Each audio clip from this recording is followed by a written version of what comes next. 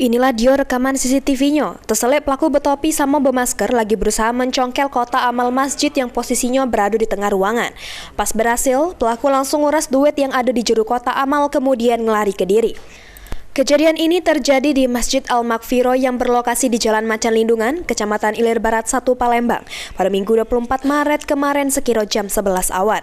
Herman, pengurus masjid nyebut dari rekaman CCTV tidak mengenali pelakunya karena guna penutup muka biar dak keciret. Dirinya nyebut pas kejadian memang kondisi masjid jadi keadaan sepi, sehingga pelaku leluasa ngelancar ke aksinya.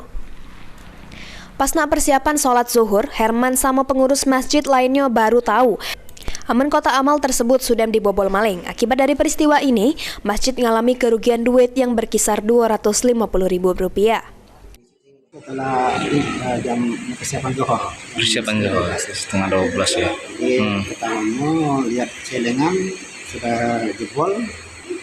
Yang sempat melihat di CCTV ternyata memang benar ada pelaku pencurian orang memang bobol kotak amal. Kalau kerugian itu berkisar paling sekitar Rp250.000.